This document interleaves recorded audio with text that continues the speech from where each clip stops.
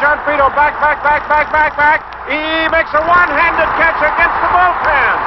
Oh, doctor.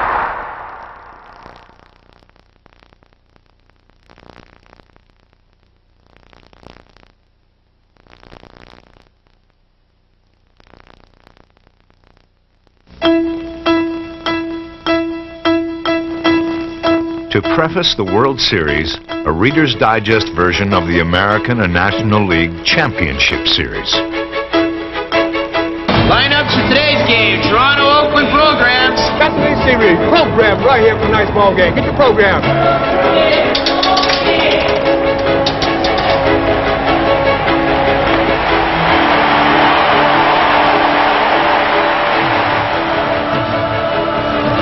It's the 1992 American League Championship Series. Game 1 of the 1992 National League Championship Series.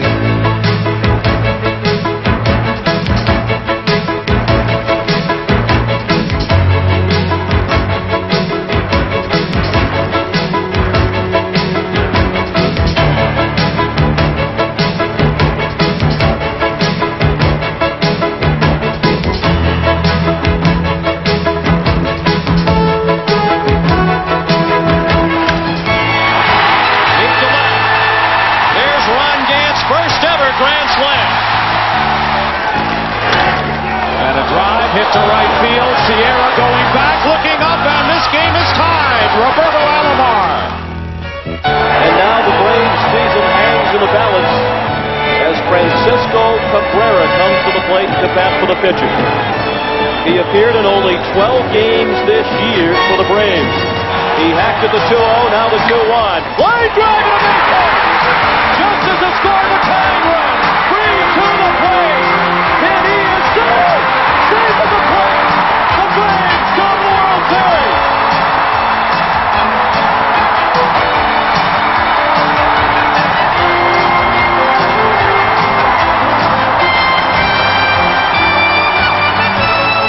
The 1992 World Series, featuring the Toronto Blue Jays and the Atlanta Braves.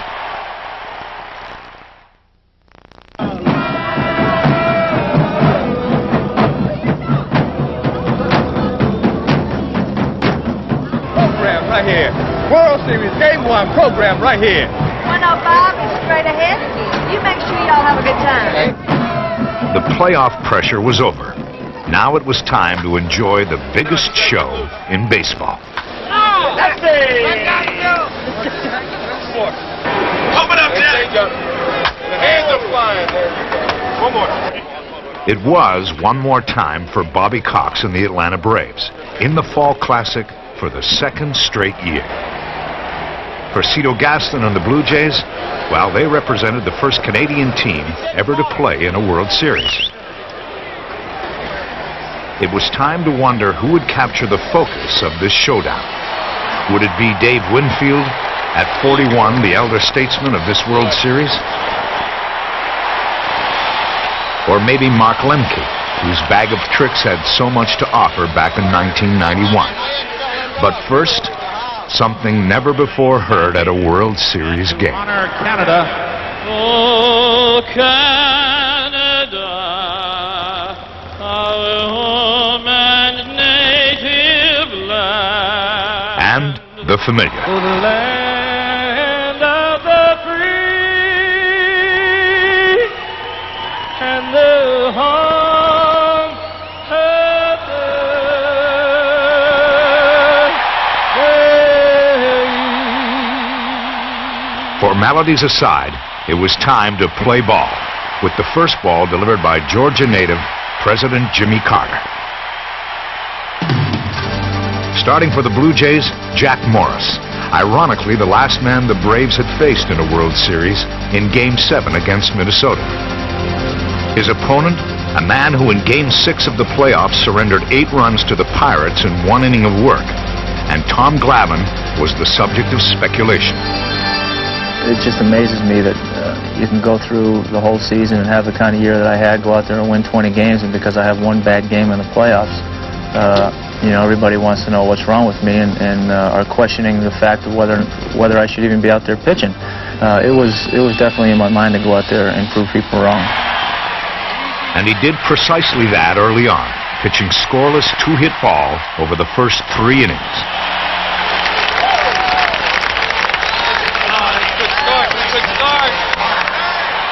But in the top of the 4th, the Blue Jays sent most valuable player candidate Joe Carter to the plate, sporting some impressive credentials. Guy's got 34 home runs. You talk about a premier run producer, Joe Carter, 772 RBIs over the last 7 years. And that's a deep drive to left field. Gant watching that one go. The first run of the World Series comes on a home run off the bat of Joe Carter.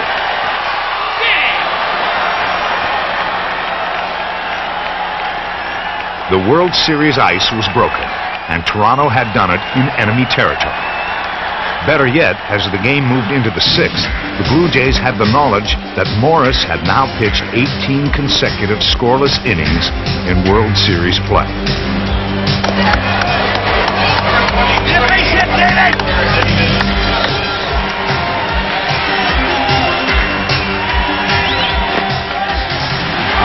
But fame and scoreless inning streaks are fleeting, as Morris discovered after walking Dave Justice with 1 out, then allowing a base hit by Sid Bream.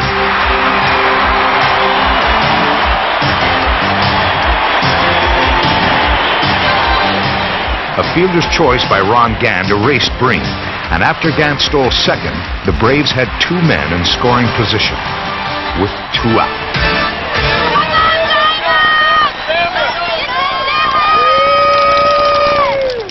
The onus was on Damon Berryhill, the Braves catcher, only because Greg Olson had broken his ankle during the regular season.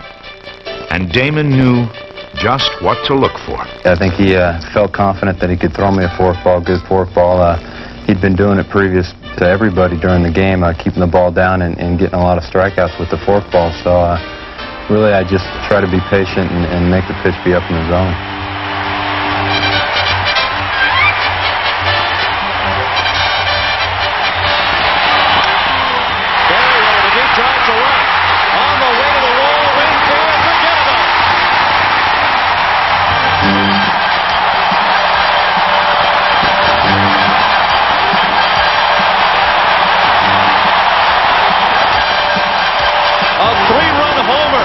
Damon Berryhill, and the Braves take a 3-1 lead.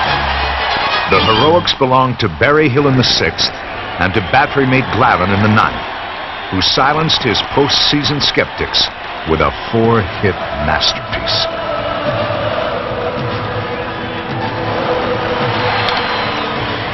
That should end it. Justice in right makes the catch. A brilliant performance by Tom Glavine in Game 1 of the World Series. What a job by the battery of the Atlanta Braves. Damon Berryhill supplying the power, and Tommy Glavine supplying the pitching. And he will not pick up the paper in Atlanta tomorrow and read again about his failure to come through for the Braves in the postseason. I don't recall hitting 4th and only coming to bat 3 times in a game when a guy faces, I think, 30 total batters in a game. And you know, that's pretty doggone good pitching. Game 1's hero was a bench player for most of the year. But in Toronto, guys like this don't ride the benches. They work the trenches. It's the trenches. We fight for our teammates. Work hard, give 100%, cheer for them just like cheerleaders, day in and day out. We're in the trenches. As Game 2 commenced, the trenches gave way to the hired gun, David Cone, for whom the Blue Jays traded late in the year in hopes that he would get to pitch a game as big as this. On the other side, John Smoltz, winner of 2 games in the Championship Series and hoping to win a couple more in the World Series. Smoltz is ready, and the crowd is ready as well. And the first batter of Game 2 is Devon White.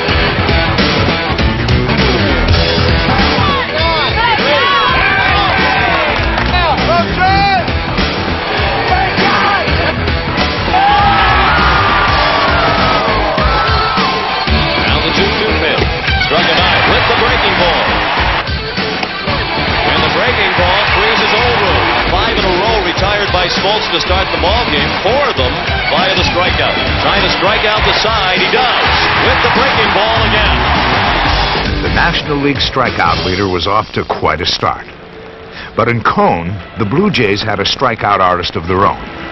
The difference was the Braves had faced Cone many times when he was with the Mets. So in the second, when he walked David Justice, they drew from their past and took advantage of his weakness, holding runners on. The runner takes off. The pitch is strike. The throw goes into center field. Justice will remain at second. Not only were they running on Cone, he wasn't getting much support either. Slapped is short. Lee will try third and hits the runner. Justice safe at third. Blauser aboard at first. Bad play. With one out, runners were now on first and third as Cone's woes continued. The runner takes off from first. The pitch gets by Borders. Justice coming to the plate. And he is safe, and all the way to third goes Jeff Blauser. 1-0 Atlanta.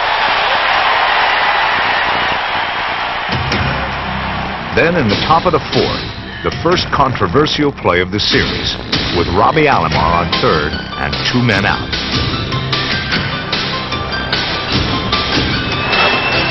There is the pitch in the dirt. Here comes Alomar. Berryhill to Smoltz, and he is out of the plate. Well, he'd been getting a pretty big lead on the previous pitch, and I was really reluctant to throw anything in the dirt that might bounce away because I knew he was eager to go. And when I threw it in the dirt and it bounded only 5-10 feet away, I hustled to the plate, not really thinking he was going, but surprised at the same time, and just tried to block as much of the plate as I could. And I think I did. Berryhill allows it to trickle away from him. He gets it back to Smoltz, and we'll see if he's safe. Yes, he is safe. Easily, not even close. With 2 out in the top of the fifth and the Braves leading 2-0, Smoltz walked Pat Borders, and the bottom of the order came on with a flourish. Bedwell Lee delivers the second hit of the night for Toronto, and now they have the tying run aboard, and the go-ahead run coming to the plate in the person of the pitcher, David Cone. He is one of the 2 hits. He is a guy who can swing the bat. For some reason, American League coaches are afraid to let their pitchers anywhere near the batting cage. Once we got to the playoffs, I kept working on them and tried to talk them into letting us take some BP, and we finally did in Atlanta. I still felt a little uneasy about facing John Smoltz. I just happened to work the count in my favor and get a fastball, and the ball hit my bat. Cone lines it into center field to hit. Borders is being waved in. Nixon's throw is cut off. It's 2-1 Atlanta. David Cone, the first American League pitcher with 2 hits in a World Series game since Mickey Lolich in Game 2 in 1968. Toronto went on to tie the score at 2 apiece. But in the bottom of the fifth, after Otis Nixon had struck out, David Cone's number 1 nemesis led the Braves' resurgence. Neon Deion Sanders. Come on, Deion! Let's go, Neon! A base hit for Sanders. He's now 7 for 12 plate time against David Cone. And running, the pitch a ball, the throw, a one-hopper gets away from Lee. Sanders heads to third.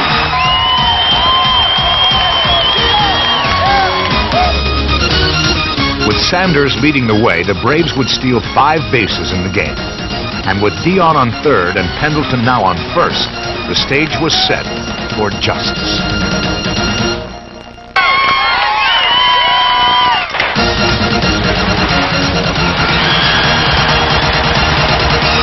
It's a base hit and an RBI for David Justice.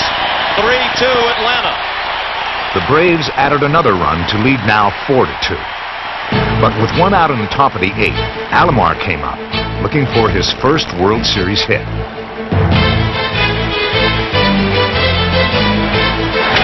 There's a base hit heading for the left field corner for Roberto Alomar. So he has his first hit of the World Series. And once again, the tying run will come to the plate for the Blue Jays with the meat of the order coming up. Joe Carter then muscled a single into center field. Alomar, who had to hold, only made it to third. Carter's hit to this day still baffles me. I don't know how he got enough bat, even though it cracked his bat, to get it in there. And then Winfield's ball I thought was a double play, but you know, that's the way the ball bounces and the game goes. And still fortunate enough to come out with a 4-3 lead. Carter on his way to third. He is safe. And it's a one-run ball game. Dave Winfield with his first RBI in the World Series. With one out, that was the end for Smoltz, who left to the cheers of a loving family and legions of appreciative fans.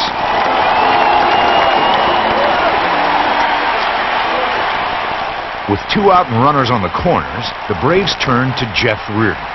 His task, neutralize Kelly Gruber, 6 for 12 lifetime against Reardon. Strike 3, borderline pitch at best on the inside corner, and Gruber can't believe it. The Braves had dodged a bullet, and now in the 9th they had Reardon on the mound, a 4-3 lead, and the confidence of some 51,000 fans, anxious to take a 2-0 lead in the series. But with 1 out, the Blue Jays turned to the trenches. No words were said, and it was like everybody just was like this focused, you know, like it was just tunnel vision. You and the pitcher, no voices, you don't hear anything, and that's how I was, because I heard nobody's voices, you know, I heard nothing. I was just so focused and so determined just to get on base and help my team out. Ball 4, and now the tying run is aboard at first base with 1 out in the top of the 9th inning. Next, a seldom used trencher, about to face his first ever pitch in a World Series.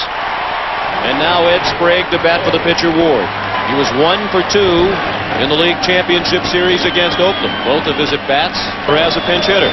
I was just trying to relax. I had an at-bat off Eckersley in the ALCS, and I knew I was a little bit anxious there. I knew I wanted to relax a little bit more, and I looked down. I just wanted to make sure my footing was right in the box, and I usually draw a line from the back of the plate to where I want to put my foot. I felt comfortable in the box. I stepped in, and I knew the angle he was going to throw the ball from, so I kind of tried to set my eyes at his release point. Well hit to left field. To the wall, Deion Sanders. Home run, Ed Sprague. Off the bench with a pinch hit 2-run homer off Jeff Reardon to give the Toronto Blue Jays a 5-4 lead. I was saying to myself, trenches, trenches, trenches. You know, the first thing we said was trenches. And then we got back to the guy, and all the guys were like, trenches, trenches, trenches. How we go, trench guys? Stunned along with everyone else, Mrs. Ed Sprague, Kristen Babb, an Olympic gold medalist in synchronized swimming, and one happy wife. The Blue Jays now had a 5-4 lead, but they still had to deal with the bottom of the 9th. For that, they turned to the Terminator, Tom Henke.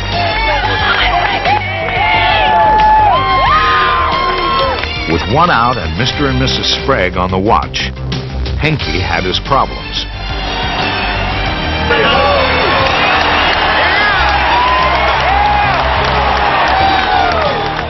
Still alive, the Braves' hopes and prayers rested with Deion Sanders, who with 2 outs now, proved to be a patient and persistent thorn in Henke's side.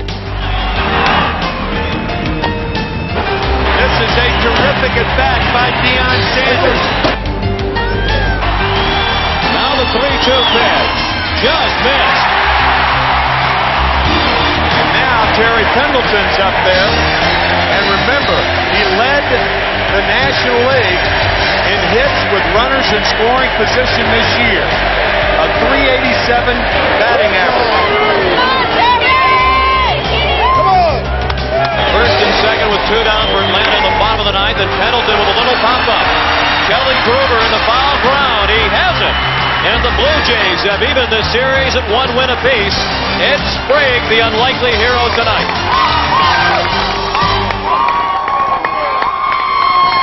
God, what an incredible thing. You know, he could retire from baseball tomorrow and never have a moment like this again. It's just incredible.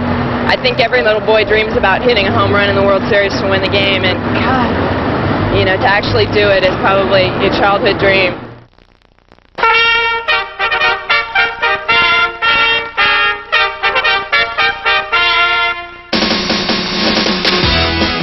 The Blue Jays had won their first World Series game.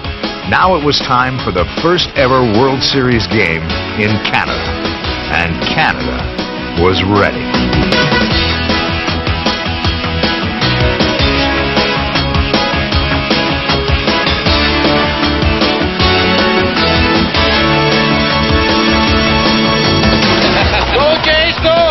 This is just great for like a great city like Toronto, a great country like Canada. It's just amazing. It's an amazing feeling. Terrific. Canada and the Blue Jays. We're just tickled to be here. Makes me feel awful proud to be a Canadian. It's great. It's great. Very proud to be Canadian. Whether they beat Americans or whoever, as long as they win, we come 3,000 miles to watch history tonight in Skydome, Canada. After 89 years of World Series, this one required a passport. But first, an unfortunate incident had to be rectified. Before Game 2, the U.S. Marine Corps color guard accidentally carried the flag of Canada upside down. So prior to Game 3, the Marines requested permission to once again present the colors of Canada. In addition, the Royal Canadian Mounted Police carried the flag of the USA. What could have been an uneasy situation was quickly diffused by the graciousness of the Canadian people.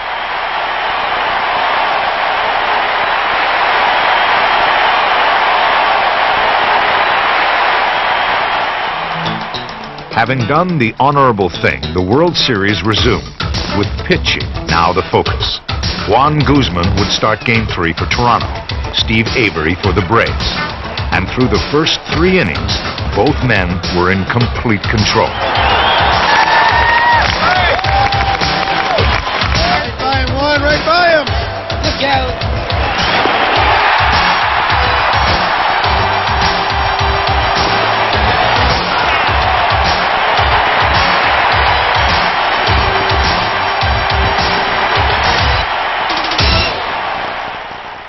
Atlanta got to Guzman in the top of the 4th when Sanders led off with his second hit of the game.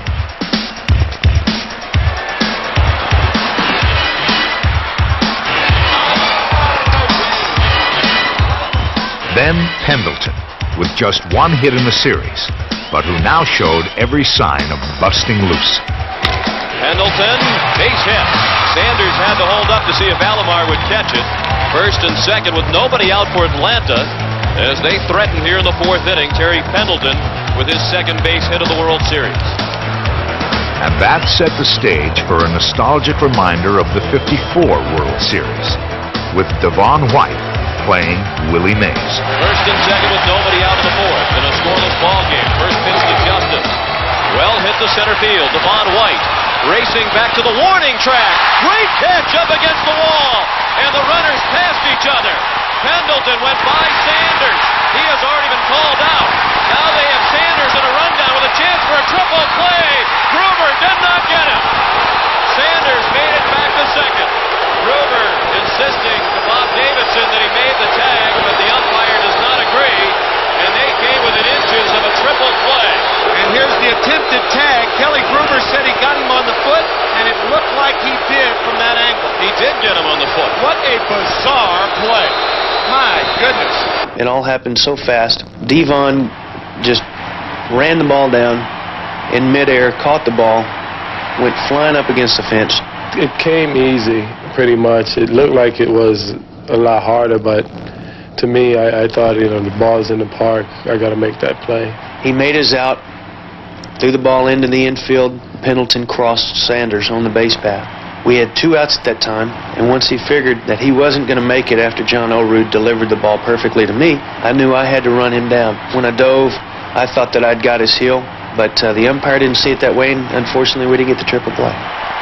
The Braves never did score that inning. So in the bottom of the 4th, Joe Carter sought to take advantage by putting the baseball where no man could catch it.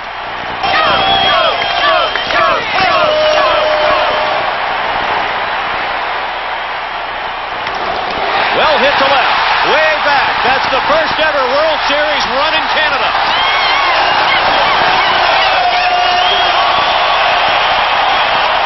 It was the 9th consecutive postseason game in which the Blue Jays had hit a home run, and this one gave them a 1-0 lead. So it remained, as Guzman continued his postseason excellence. But in the top of the 6th, the irrepressible Sanders, who had supplanted Ron Gant in left field, came up looking for his 3rd consecutive hit. Now Deion Sanders Well hit down the right field line toward the corner. That's a fair ball and off the wall on the hop. Sanders again hobbling, and he's just in ahead of the throw from the corner by Carter. Then Pendleton. Ground ball left side. Lee has to go to third. Safe at third is Sanders. That was Lee's only play. Pendleton was going to feed it to first base. So first and third with one down for Atlanta here in the 6th inning. Once again, the man on the spot. This time, justice prevails. Well hit. It nearly hit Pendleton. It goes through into right field to tie the ball game. Sanders in from third. It's 1-1. Series tied at 1, scored tied at 1. And that's how it stayed until the top of the 8th, when Guzman got burned by the hot corner while facing Otis Nixon. The payoff pitch. Slapped to third through the glove of Gruber, and Nixon is aboard. I guess the first thing you'd have to ask yourself is why is Kelly Gruber this shallow with the count 3-2 to Nixon? I didn't want to give him too much green in between he and I.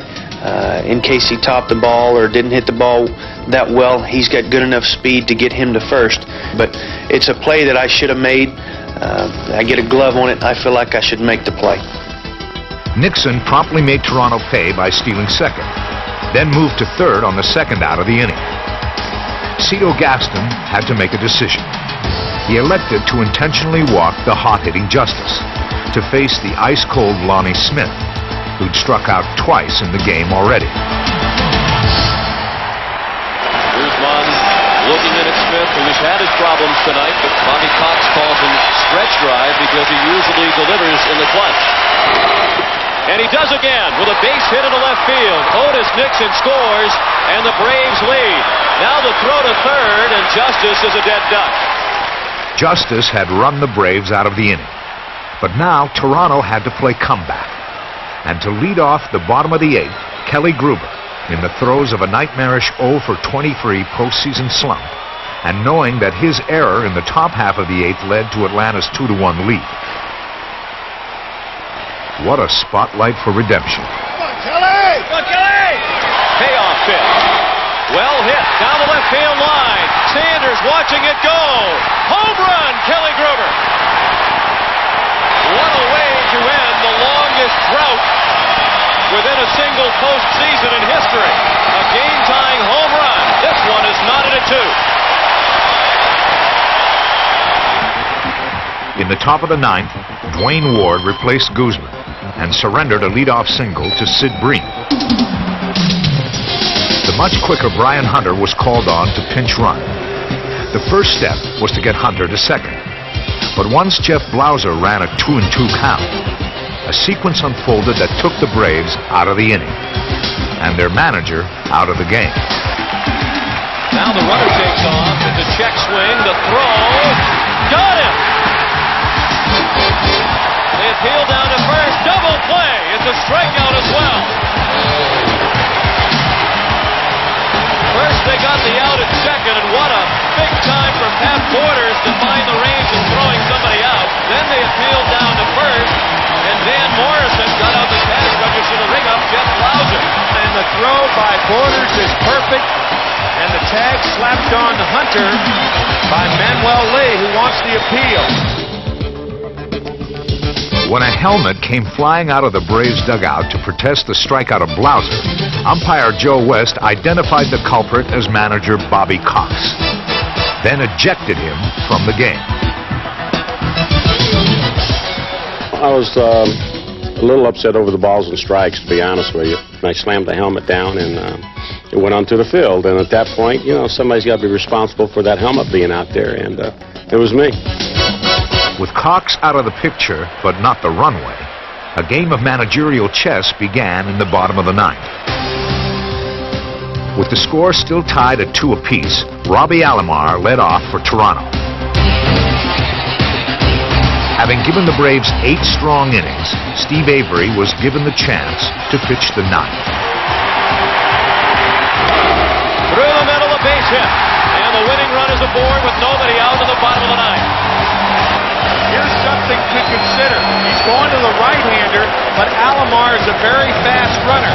So you're taking out the left-hander with a better chance to pick the runner off and bringing in the hard-throwing Wohlers. This is a very interesting situation, and you're liable to see Alomar take advantage of it.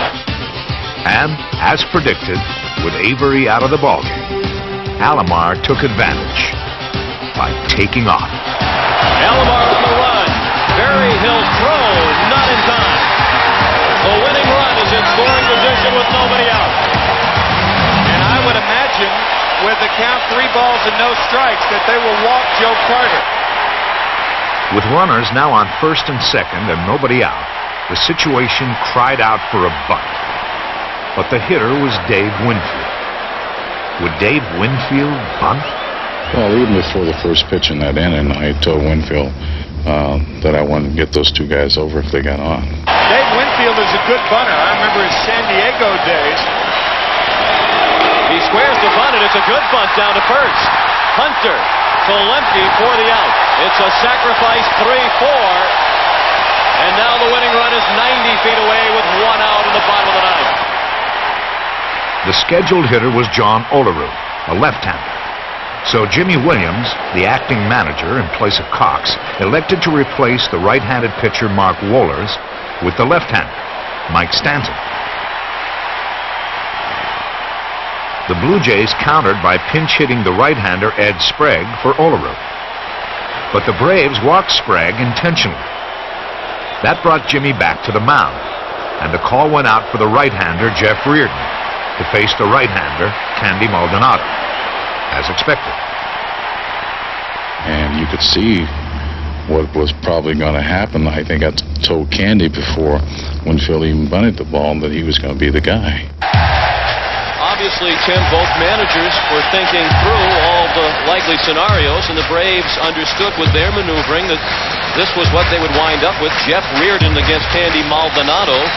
Undoubtedly, the Braves aware that Maldonado was only 2 for 13 the lifetime against Reardon with 7 strikeouts. We face each other so much. I know that he's got my number. I have to say that. Over the years, he's been tough. First pitch to Maldonado, swung on and missed for strike 1. Let's go! Hit the ball! I didn't get nervous. And Cito told me before, just go out there, use your hands. See the ball, use your hands. Reardon jumps ahead of him quickly, 0-2. I step off and compose myself and say, hey, just use your hands. Whatever happens. And just see the ball and stay back. And I figured, after he made me look so bad in the first 2, that he wasn't going to change. And I guess right. And Maldonado takes an 0-2 pitch to deep center to win the ball game. On an 0-2 pitch, he gave him something that Maldonado could drive, and he drove it, driving in Alomar with the winning run. Toronto takes Game 3, 3-2. Welcome to Canada World Series. Breaking ball on the outside part, a hanger. Kelly Gruber ending Game 2 with the chop, and now Alomar chops across home plate. Consecutive, heartbreaking, gut-wrenching losses for the Atlanta Braves in the 9th inning. After I got the first 2 curveballs by him, there was no reason to try to throw a fastball when he didn't look good there. And, you can't second-guess yourself. People say, why did he throw another curve? Well, I threw another curve because he looked sick on the first 2. The eyes of the world turned to Game 4, and Atlanta turned to Glavine, who pitched a 4-hitter to give the Braves their only win in Game 1.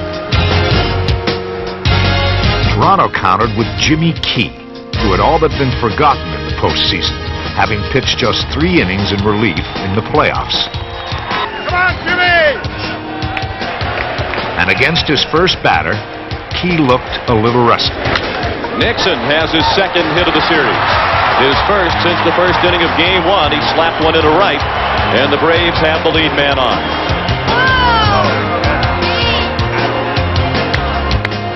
Not a great start. With the Braves having already stolen 9 bases in the series, Jimmy's key mission was to keep Nixon honest. That was one of the important things that for me to do was to keep them from stealing bases. They've been stealing a lot of bases in the series, and I usually have good success in keeping people from stealing bases, so it was upmost in my mind to keep him close and not let him steal a base. Good move. Out at first is Otis Nixon.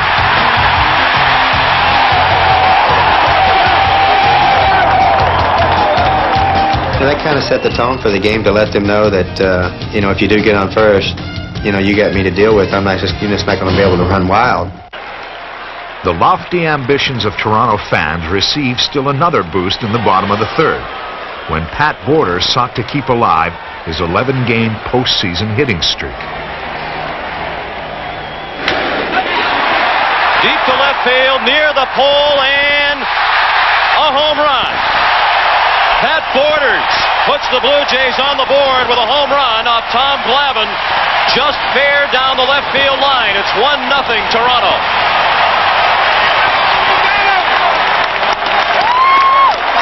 You get into streaks where you see the ball real well, and it just happens to be a right time for me where I'm seeing the ball real well. And most of the series, I've just been trying to hit the ball at the middle and trying to stay back real well. And it was a changeup, and fortunately, I got enough wood on it to get the ball out of the park. I didn't think it was going to stay fair or even get out of the park, so I was just headed for second, trying to squeeze the devil out of him, maybe. Toronto then placed the ball in the good hands of Jimmy Key.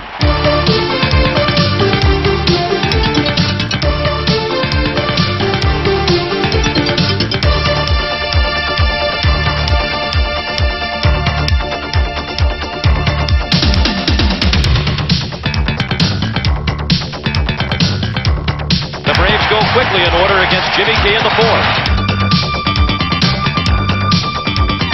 Jimmy Key working on the shutout. It's 1-0 Toronto.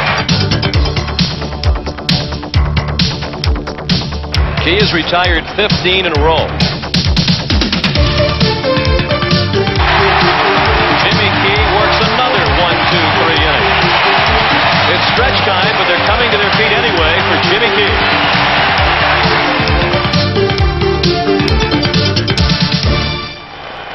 On to the bottom of the seventh, where the insurance run Cito was seeking was represented by Gruber on second base. 2 out, and Devon White was looking for his third hit of the game.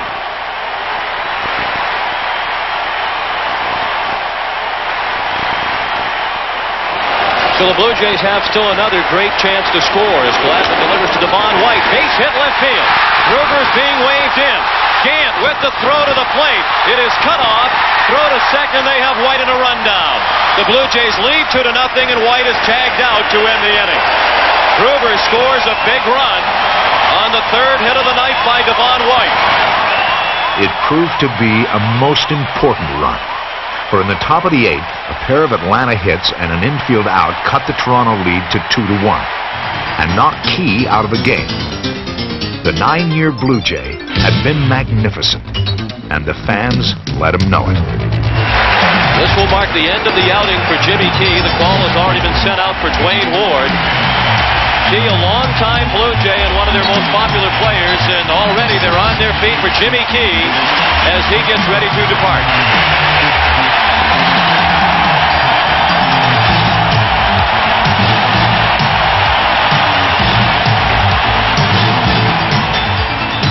Enter, stage right, Dwayne Ward, the winner of games 2 and 3. With 2 men out, the Braves put 2 runners on, and the question for Cox now was whether or not to pinch hit. He had a right-hander on the mound, and the right-handed Blauser due up. Cox stuck with Blauser, who had been hitting the ball hard the entire series.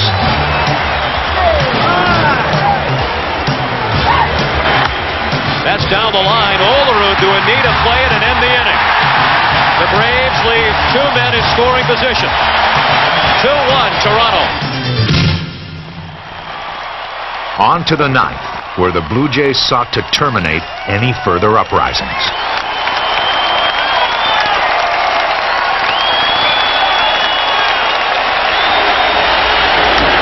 Justice with a high fly ball, not very deep. Maldonado is there. The Blue Jays win, and they lead the World Series 3-1.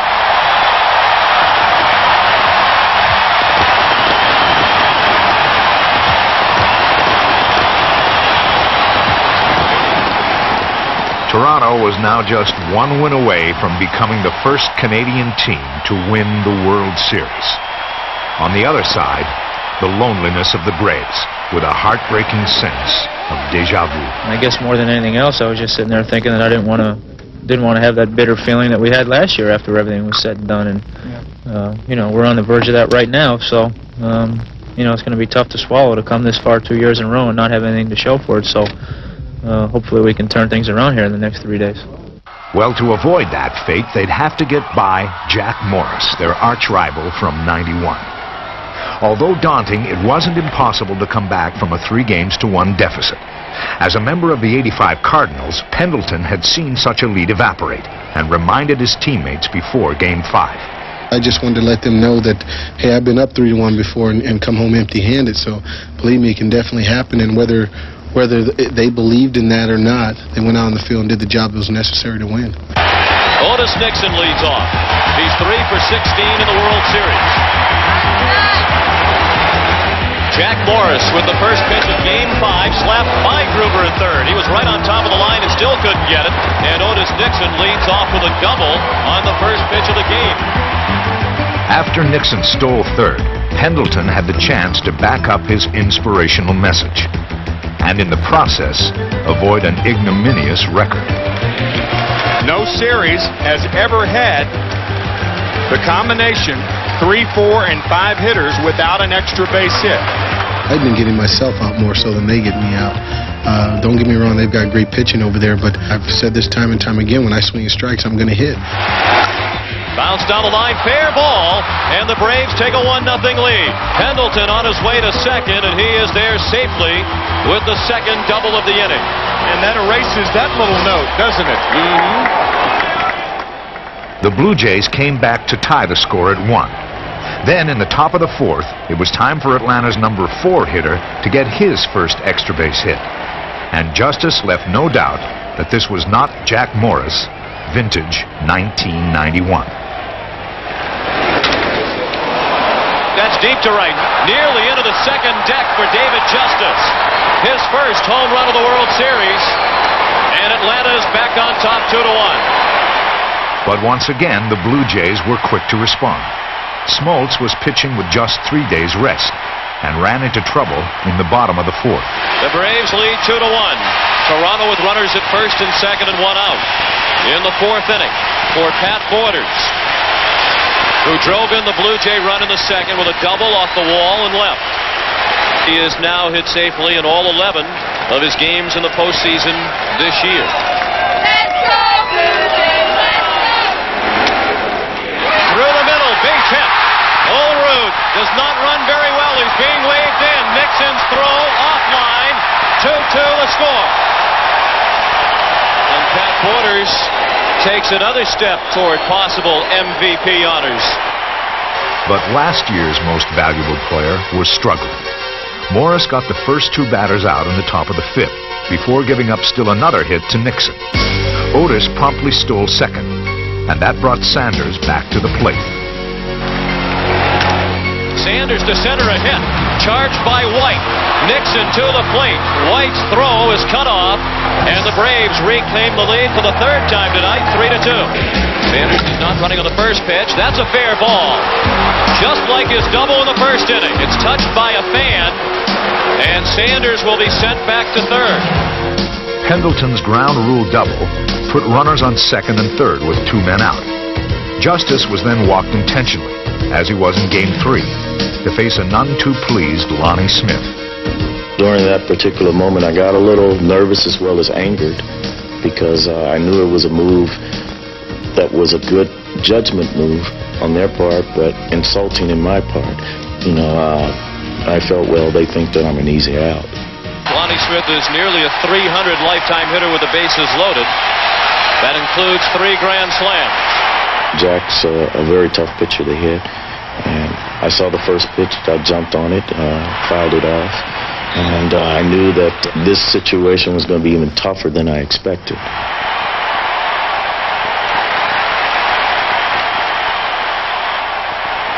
A few more pitches were made, and then I got the fastball that I was hoping to get, and it was up more than I expected. I hit it, I went with it, and I was fortunate enough that it went out. Carter to the wall. Grand slam, Lonnie Smith.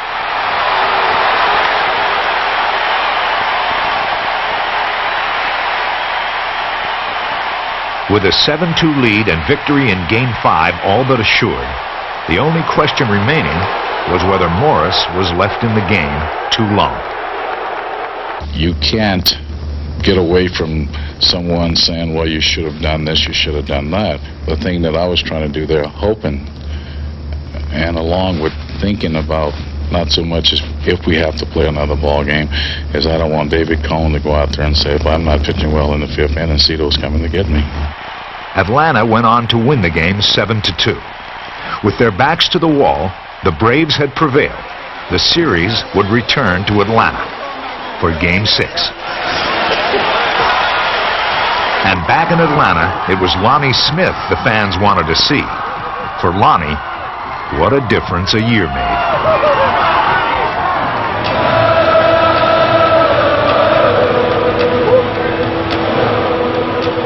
It was, of course, a must-win situation for Atlanta. And to pitch Game 6, they turned to Steve Avery.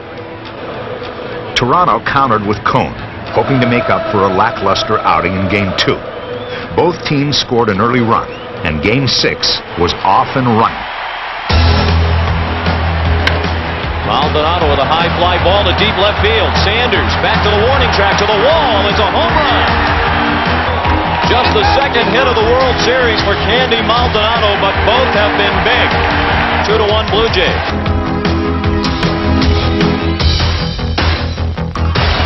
The runner at second is Pat Borders. At first, David Cone. Come on, Steve, put it in there. The 1-0 pitch. Line to left to hit. Sanders plays it. Borders being waved in. The throw to the plate, and he is out at home.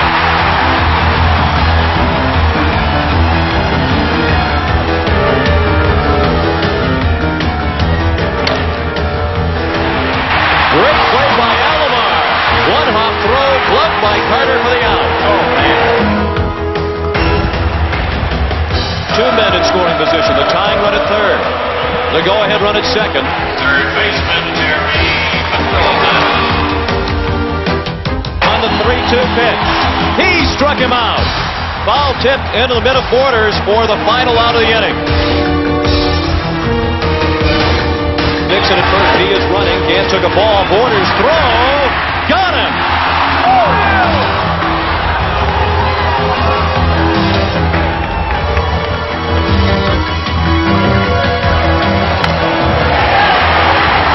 Sinking fast. Winfield. Did he catch it? Yes, he did.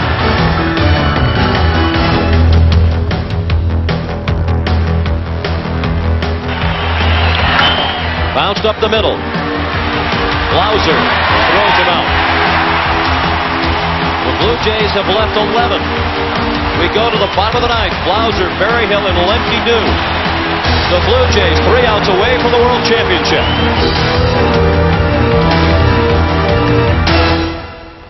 Trailing 2-1, the Braves would need to summon another miracle, like the one they managed to pull off in Game 7 of the National League Championship Series. Would 2 postseason miracles be asking too much? The matter was in Hinky's hands.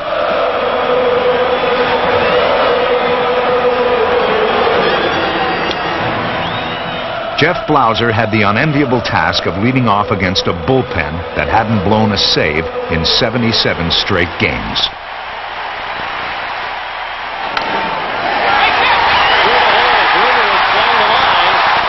Tying run is aboard with nobody out in the bottom of the ninth. Jeff Blauser 2 for 4 tonight. Damon Berryhill with no sacrifices all year, and he'll be sacrificing here, at least trying to. That's a good bunt. Hinky has to go to first. It's a sacrifice for the first out of the bottom of the ninth. Now the tying run is in scoring position.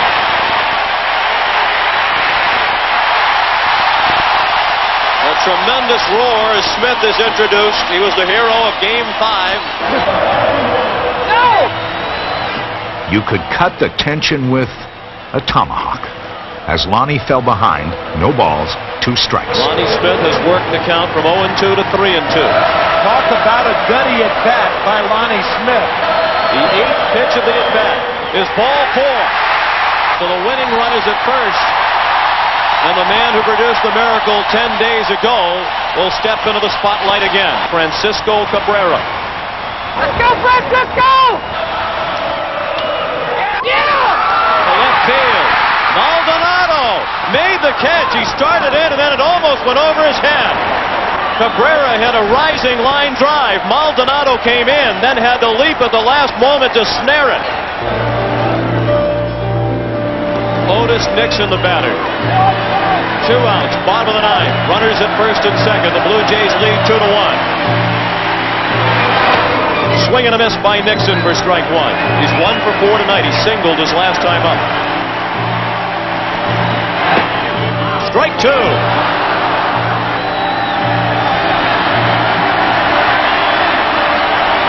The Blue Jays 1 strike away from the World Championship. The 0-2 pitch. Slap to the left side, a hit. Krauser is being waved in. Maldonado's throw is over everything. It's a tie ball game.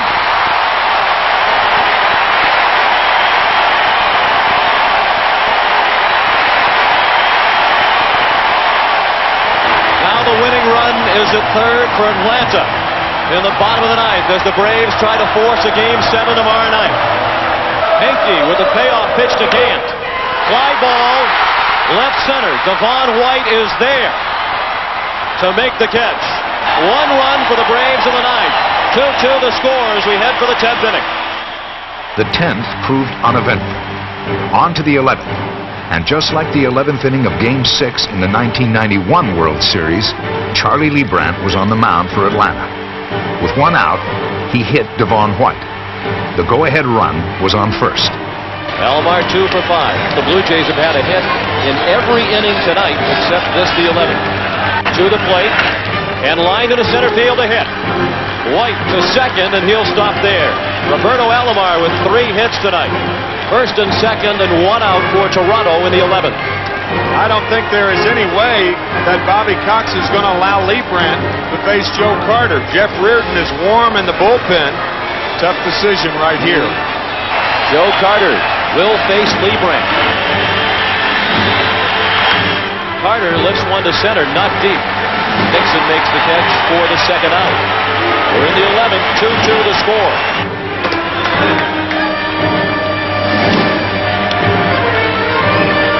Winfield has only driven in 1 run in this series. He tries to erase the painful memories of his only previous World Series experience in 1981. All the bad memories will go away with a hit right here. 2-2 the score with 2 men on, 2 outs in the 11th inning of Game 6 of the World Series.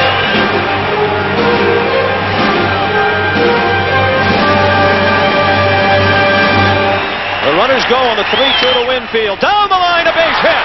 Into the left field corner. White has scored. Alomar comes around. The ball gets away from Gant. It's a 2-run double for Dave Winfield. And a 4-2 Toronto lead. This is the first extra base hit of the World Series ever for Dave Winfield. Boy, did he save the right time to get it.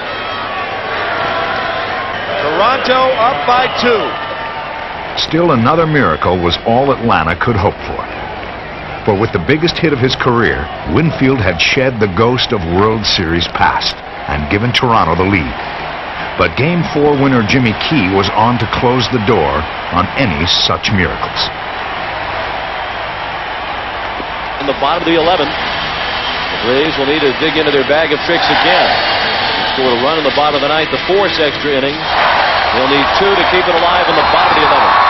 Jimmy Key facing Jeff Blauser. Line to left. Here we go again.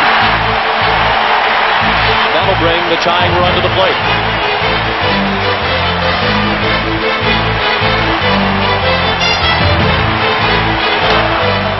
Up the middle. Bad hop and Griffin couldn't glove it. Blauser continues to third. He'll get there without a throw. Had he fielded it, it was a perfect double play ball with Berryhill running. but it bounced up at the last moment. Now the tying run is aboard at first base. John Smoltz running for Damon Berryhill with nobody out.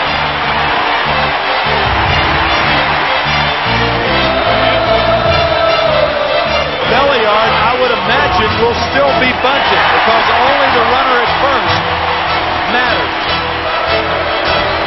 He's to bunt again. This time it's in play. The runner holds at third.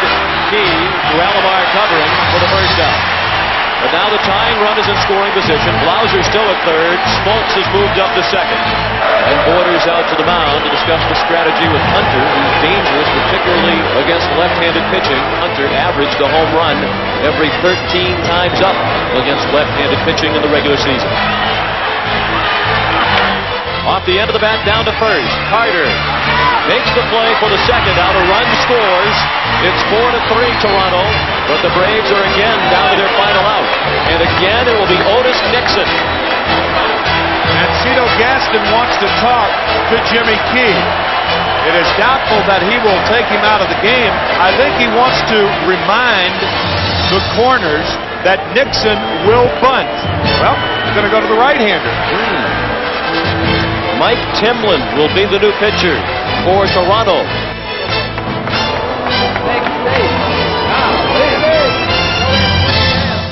And what pressure on this young man just to get one out. Otis Nixon, as a left-handed batter, gets down to first a lot quicker than he does from the right side. He's a better bunter as a left-handed batter. Mike Timlin saved only one game this year. He has only 4 Major League saves. Now he's on to save the biggest win in Toronto Blue Jay history. With a tying run at third and 2 down in the bottom of the 11th. 4-3 Blue Jays.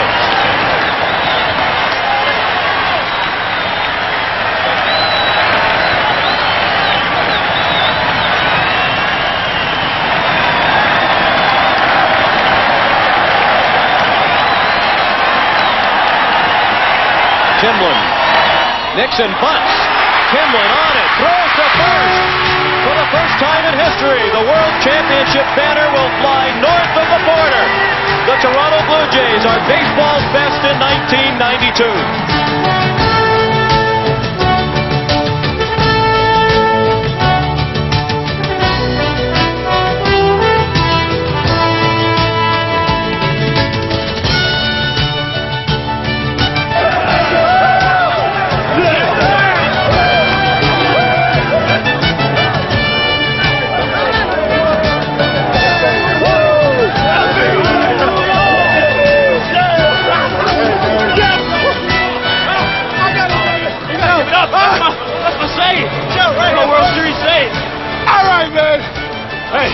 Way to bounce on that mound, baby. Way to bounce on that, man.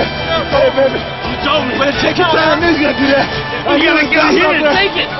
Joe said just before he went back over to first base, hey, he might bunt, so be careful. He laid it down and Timmy made a great play, and hey, the rest is history. I'm telling you, the oldest man in the room, the guy who took the longest to get a World Series championship, but there's not a person that's happier than me.